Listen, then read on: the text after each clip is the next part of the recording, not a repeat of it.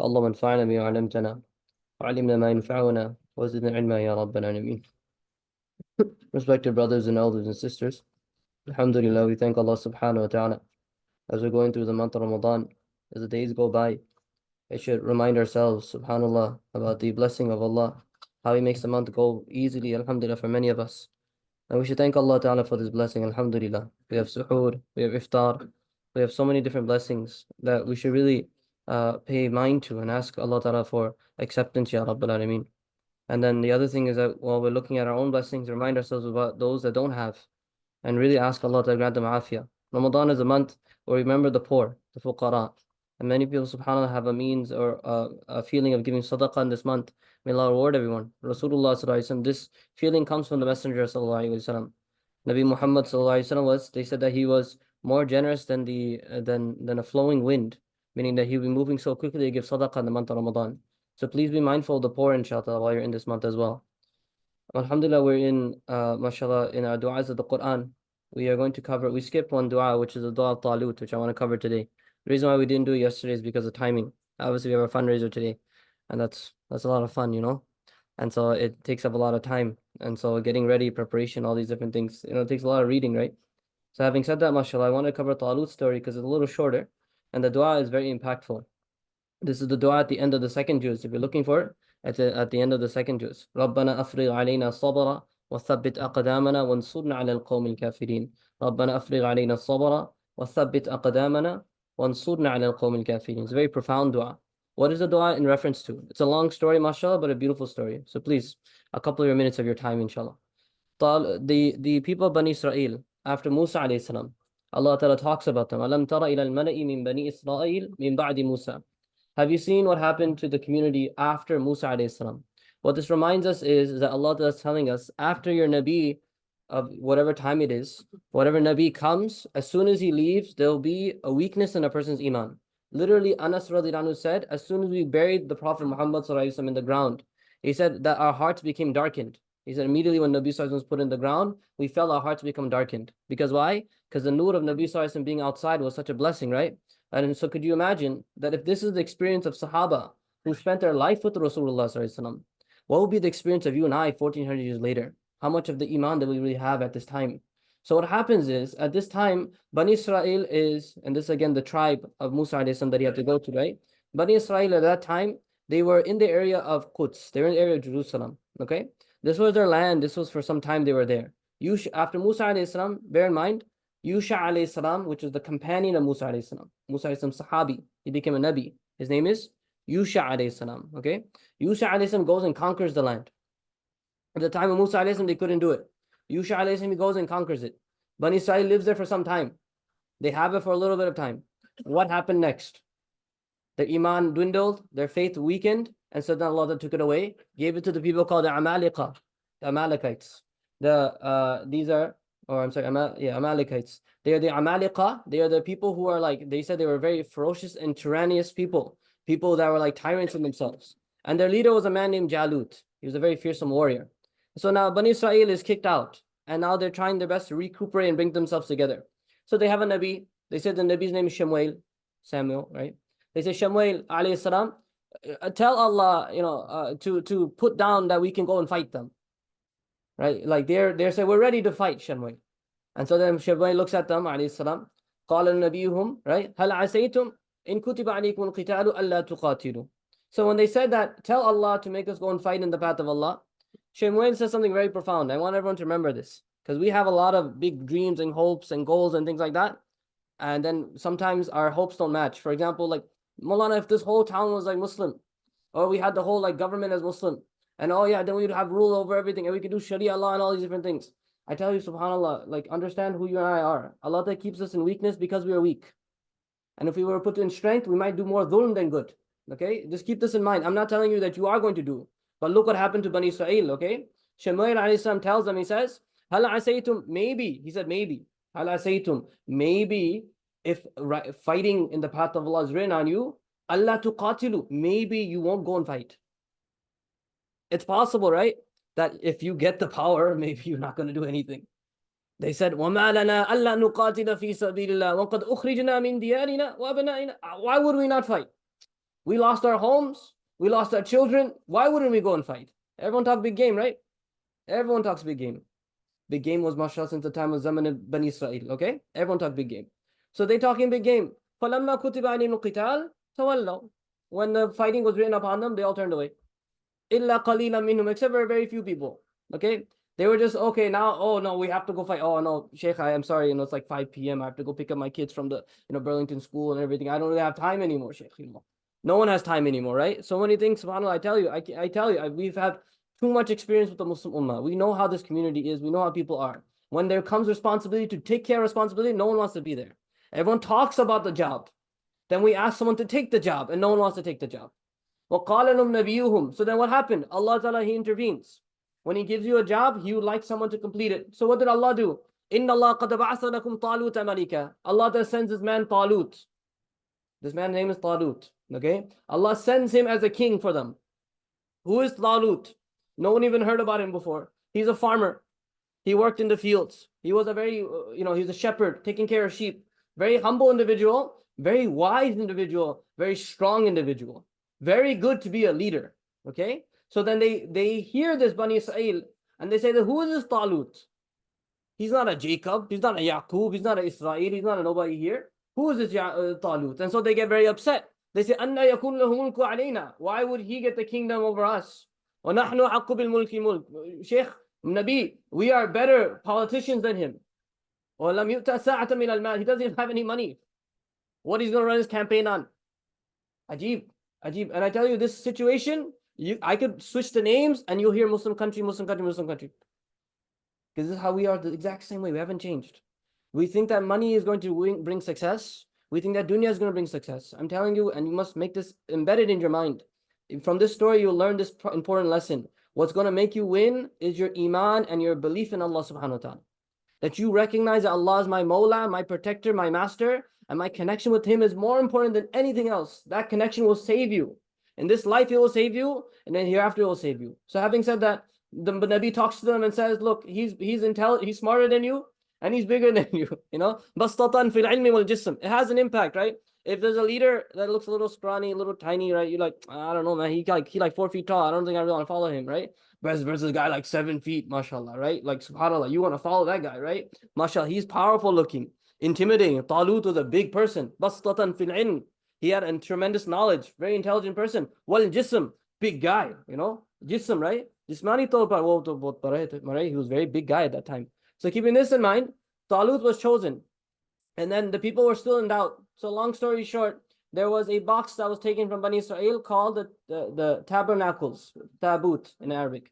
The tabut was taken into Jerusalem. It was their sacred box. It had like all the special blessings of Musa alayhi salam. Like they said the cloth of Musa alayhi salam, a piece of his staff was in there. Some of the little Mubarak things that Musa alayhi salam had and Harun alayhi salam had were inside that box, right? And so they used to take blessings from these things. When they had it in the battle, they would win. So what did the Amalika do? They stole the box, right? SubhanAllah, and then they couldn't get it back, and they would never win again. Right? People often criticize us. They say that, why do you take barakah from the things of the Salihin, right? Why do you take barakah from people's objects and items? I said, this is no Quran, okay? You denying this is a big issue, because Allah is saying the tabut had the relics of Musa, right? Alu Musa, Alu Harun, that which Musa and Harun had, right? In that box as well, mashallah. So keeping this in mind, there's nothing wrong with taking blessing. What's the problem here? People's aqidah and iman change. Okay, what does the iman change? Oh, this is like the super powerful ultimate like wisdom beam and everything inside here, right? It's going to shoot lasers from here and all these different things. People have weird aqidah, right? Their aqidah changes. You take it as a source of tabarruk. You can take blessing from it. But who gives the blessing? Allah subhanahu wa ta'ala. You understand? What do Muslims do nowadays? Oh, this is the thing. Right? So Allah forgive. Keep that in mind, inshallah. Nothing wrong with it, but keep your iman in the right place, right? Don't put this over there. So having this in mind, mashallah, the box, Allah, the Nabi tells them, I tell you that Allah loves Talut so much, He's going to bring back the box tabut right to your door. And there's this whole incident mentioned in the books of Tafsir, how it rolled back right in front of their doors. This is not the time to talk about it. So now Talut is chosen as king. He takes out his army, 70,000 or so. Huge army still. So then what happens? Talut passes by, he walks with them for miles on end. A long time they're walking, and they're exhausted. They're tired, they're fatigued, and they're looking for water. They have no water. Finally, while they're walking towards the area of Jerusalem to try to conquer it again, They come by this really big river. And now Talut, he looks at the river, he looks at his guys, and he goes and says, Inna Allah mubatalikum binahar. Allah's testing you with the river. فَمَنْ شَرِبَ مِنْهُ. Whoever drinks from the river, فَلَيْسَ مِنِّي. He's not from me. You're done. Your commission is over, your job is over, go home. SubhanAllah.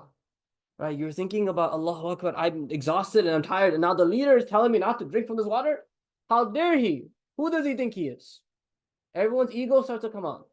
Right? وَمَنْ لَمْ يَطْعَمْهُ. And he says, whoever doesn't drink from it, فَإِنَّهُ مِنِّي. And if he doesn't drink from it, then he's from my nation, my army. إِلَّا مَنْ اغْتَرَفَ غُرْفَةً بِيَدِهِ. He said, I'll give you one ability you can scoop with your hands, and whatever you can scoop, you can drink it.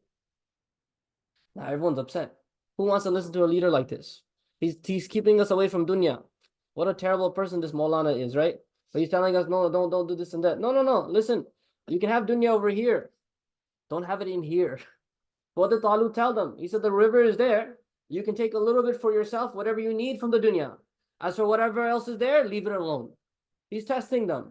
The Biqai writes very beautifully, this is an example of the dunya. If you take a little bit of dunya, it's good for you. If you take too much, what happens? It destroys you. Too much dunya inside will kill you, because then the boat will sink. But keeping dunya outside and spending sadaqah fi sabilillah is a beautiful thing. I never once told anyone not to become Elon Musk. I told them just make sure that you don't become someone whose heart is like Elon Musk. Because why? Because if the money enters the heart, then you become a destroyed, corrupted person. Your money is useless to us. Allahu Akbar, Allah to protect us. Ni'mal ma'lu salih lirrajul salih. Qala Rasulullah sallallahu alaihi wasallam. The Prophet said, how good and amazing is good wealth in the hand of a good person. So keeping this in mind, Talut tells him to drink. You can't drink. Right? And then what happens? What do you think happened? 70,000 people. They said, get out of my way. Everyone is pushing everyone. Right? They all going. Even their horses drink. 70,000 of them all go. Right? And they all going to drink. Okay? And so they all drinking and drinking and drinking and then slurping and chugging whatever they can. Right? And they're like, forget about what Talut said. Well, you're going to join the army anyways. You can't stop us from joining. Who's going to stop us? So then they try to join, but Allah puts such a sleep on them, they all fall asleep. They can't wake up anymore. I'm sorry, battle's over. You're not qualified to fight. I'm sorry. Your iman wasn't there, your taqwa wasn't there. Allah will not choose you for this. It doesn't matter how much money you have. So now Talut, after this, he sees these people all fall asleep. Then a couple other brothers come. They take a little bit, one scoop. And subhanAllah, from that barak of that one scoop, they were given full sustenance, as if they drank as much as they needed for their entire body. As much as they lost from the travel, Allah paid them back in a single scoop, because they trusted their Amir. They trusted their Sheikh. They trusted their teacher. Whatever they said, they understood. And there was a third group that said, you said that we don't need to drink, so we're not going to drink. And Allah provided them as well. So now, mashallah, how many people are left? Take a big guess. 313. Close enough. Mashallah, I'll give it to you. 313 are left from that whole group that came. فَلَمَّا جَاوَزَهُ هُوَ وَالَّذِينَ آمَنُوا مَعَهُ قَالُوا لَا طَاقَةَ لَنَا الْيَوْمَ بِجَالُوتَ وَجُنُودِهِ. The people that drank a little bit had a little bit of doubt in their heart. When they finally came and crossed Jalut and his army, across the other side now. Now they're at the battlefield. They're looking directly at Jalut and everyone. And now those brothers that drank a little bit, they said, we don't have any power today. Even that little bit of effect has an impact, It has an impact on you. So now they're worried. They said, look at the army. Look how big they are. They're thousands and we're few. 313. What can we do against Jalut wa Junudi? How can we do anything against Jalut and his army? We have no power whatsoever. قَالَ الَّذِينَ يَظُنُّونَ أَنَّهُمْ مُلَاقُو اللَّهِ. The ones that they are thinking about when they're going to meet Allah. This is what Allah describes them as. Beautiful description, right? The ones who are always thinking about, and they think again and again, that one day I'm going to meet Allah Ta'ala. They said, and this is beautiful what they said, كَم مِّن فِئَةٍ قَلِيلَةٍ غَلَبَتْ فِئَةً كَثِيرًا. How many times have we seen a small group defeat a big group? بِإِذْنِ with the permission of Allah. And it is amazing. They're looking at the army, they're looking at Jalut. Some people said they were giants, all these different things, right?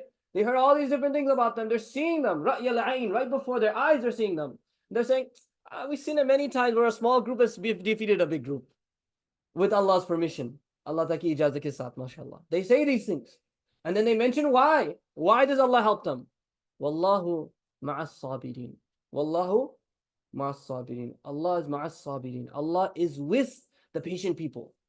When you are making sabr, wherever you are, Allah does with you at that moment. You have nothing to worry about. When you are fasting, what are you doing the whole day? Hum to sabr karte, right? We are making sabr. By making sabr, Allah is with you. When you are, subhanAllah, dealing with problems at home and you're making sabr, Allah is with you. And when you're dealing with the challenges of your iman in Islam, Allah is with you. Everything you're doing, mashallah, with sabr, Allah is with you. Then what does it say? وَلَمَّا بَرَزُوا لِجَالُوتَ وَجُنُودِهِ. When they came forth before Jalut and his army. Imagine, mashallah, these amazing people, right? The iman is so pakka, so firm, so strong they are. Such amazing people they are.